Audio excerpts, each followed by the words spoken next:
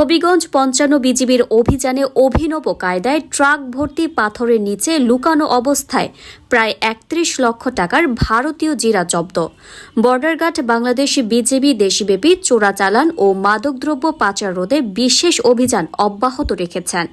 এরই অংশ হিসেবে হবিগঞ্জ ব্যাটালিয়ন ৫৫ বিজিবি এর একটি চৌকস টহল দল গোপন সংবাদের ভিত্তিতে পরিচালিত অভিযানে বিপুল পরিমাণ ভারতীয় জিরা জব্দ করতে সক্ষম হয়, যার আনুমানিক সিজার মূল্য ৩১,৫,০০০ টাকা।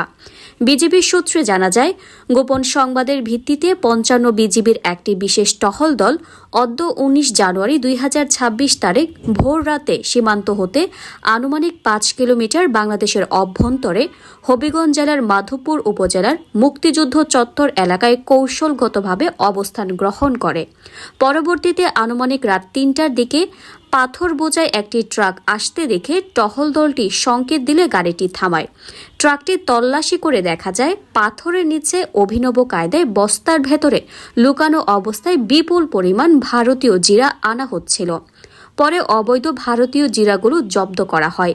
জব্দকৃত পণ্য আইনানুগ প্রক্রিয়ার মাধ্যমে হবিগঞ্জ কাস্টমস কর্তৃপক্ষের নিকট হস্তান্তরের কার্যক্রম চলমান।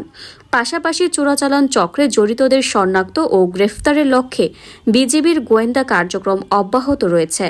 বিজিবি সীমান্তবর্তী জনগণকে চোরাচালান ও মাদকদ্রব্য বিরোধী সামাজিক আন্দোলনে অংশগ্রহণের আহ্বান জানিয়েছেন।